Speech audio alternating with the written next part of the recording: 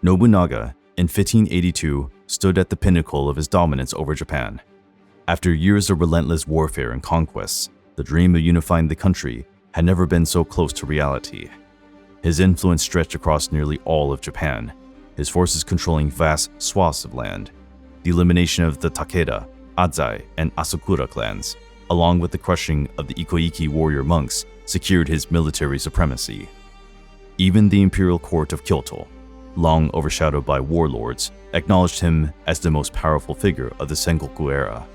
With Kyoto firmly in his grasp and central Japan under his authority, he pushed further westward, dispatching his most trusted commanders to subjugate the last remaining opposition.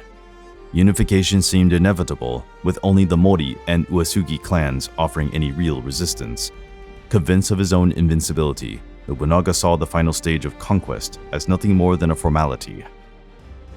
But arrogance breeds blindness, and in this moment of triumph, he grew complacent. Trusting in the unwavering loyalty of his subordinates and the stability of his domain, he failed to perceive the silent threats creeping ever closer. While Nobunaga consolidated his rule, Hashiba Hideyoshi led an aggressive campaign against the Mori in the west. His victories over their lesser allies paved the way for a final strike against the clan's heartland. A key moment of this campaign was the siege of Takamatsu Castle, a critical Mori stronghold.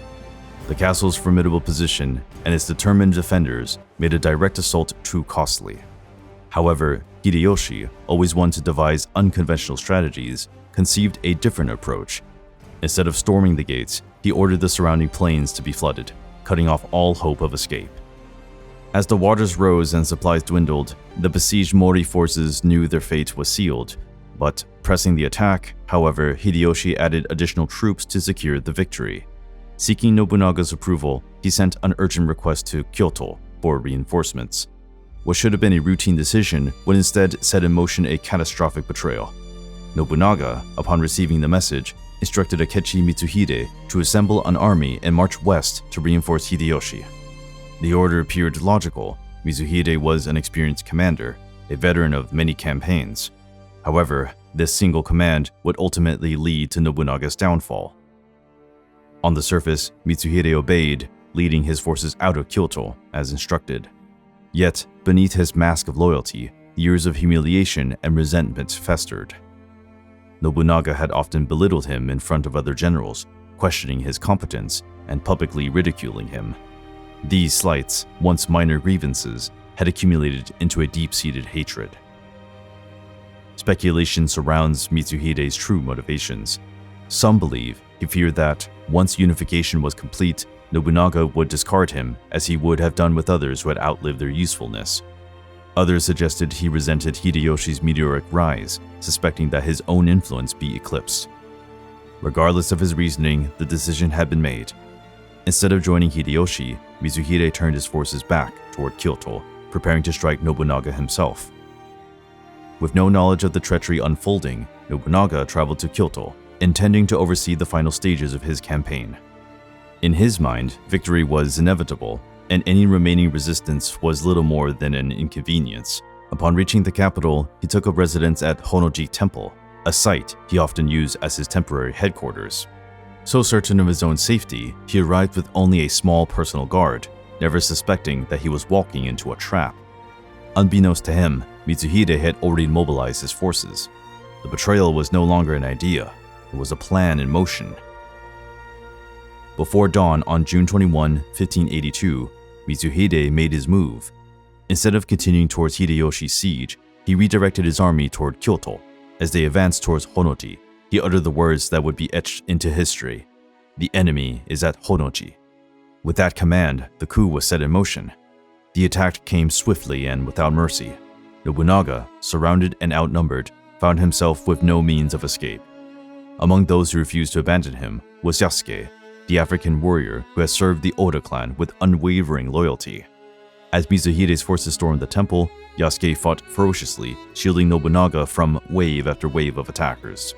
Yet, as the fight wore on, it became clear that resistance was futile. Understanding that capture was inevitable, Nobunaga made his final decision. Rather than allow Mitsuhide the satisfaction of taking him alive, he chose the path of a true samurai. Ordering his attendants to assist, he committed seppuku, ensuring that his enemies would never claim him as a prize. Before drawing his last breath, he commanded his servants to set the temple ablaze. Fire quickly engulfed Hono-ji, consuming everything within as Yasuke and the last defenders fought to the death. Following the battle, Mitsuhide's men seized Yasuke, but unlike the other samurai who had served Nobunaga, he was not executed. Regarded as a foreigner rather than a warrior bound by Japanese custom, Mitsuhide dismissed him as insignificant and handed him over to the Jesuit missionaries.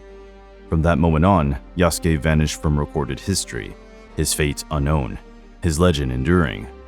When the fire finally died down, Mitsuhide's forces combed through the ruins of the temple, expecting to find Nobunaga's body as proof of their victory. But to their astonishment, no remains were recovered. The absence of his corpse fueled endless speculation. Some believed that the fire had completely consumed him. Others whispered that his most loyal retainers had secretly retrieved his body before the flames took hold.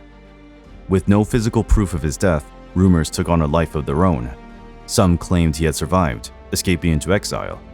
Others suggested that his demise had been orchestrated, transforming him into a legendary figure destined to return when Japan needed him most. This mystery only strengthened Nobunaga's legacy. Whether he had perished in the flames or vanished into legend, his name would never be forgotten, immortalized as the man who came closer than any other to uniting Japan under a single banner. The fall of Nobunaga at Hono-ji marked the definitive end of his reign and the beginning of a turbulent power struggle. Seizing the moment, Akechi Mitsuhide swiftly declared himself the new ruler of Japan, taking control of Kyoto and attempting to solidify his authority. Yet, his claim to power was fragile from the outset.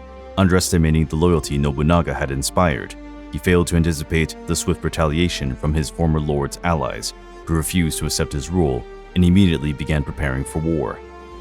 Resistance emerged almost instantly, led by Nobunaga's most trusted generals, Hashiba Hideyoshi, Tokugawa Ieyasu, and Shibata Katsuie. Of them, Hideyoshi acted with unparalleled urgency. Still engaged in his campaign against the Mori in the west, he wasted no time negotiating a swift peace to free his forces. In an astonishing display of speed and determination, he organized a forced march, covering vast distances at an incredible pace, intent on confronting Mitsuhide before he could secure his grip on power. Mitsuhide's betrayal had sent shockwaves through the ranks of Nobunaga's former vassals. Many samurai and officials, still loyal to their fallen leader, refused to rally behind the usurper. Struggling to secure support, Mitsuhide found himself increasingly isolated, his fragile reign crumbling before it could take root. With Hideyoshi advancing rapidly, a decision confrontation loomed, one that would determine who would truly inherit Nobunaga's unfinished legacy. It was Nobunaga who had initiated Japan's transformation, dismantling the fragmented feudal order that had defined the Sengoku period.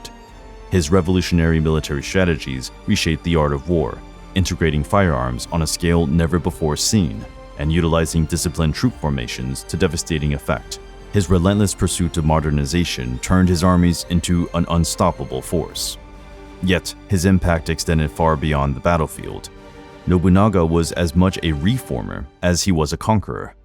By fostering economic expansion and embracing foreign trade, he laid the foundations for Japan's emergence as a connected and evolving power. His policies deliberately weakened the influence of the traditional aristocracy, while his merciless suppression of rebellious religious factions reshaped the country's political structure. Though his death left his ambitions incomplete, his influence on Japan's future was irreversible. The groundwork he laid would be carried forward, first by Toyotomi Hideyoshi, and later by Tokugawa Ieyasu, who would establish a shogunate that would govern for over 2 centuries. Nobunaga's life may have ended in the flames of Hono-ji, but his legacy endured, immortalizing him as one of the most transformative figures in Japanese history.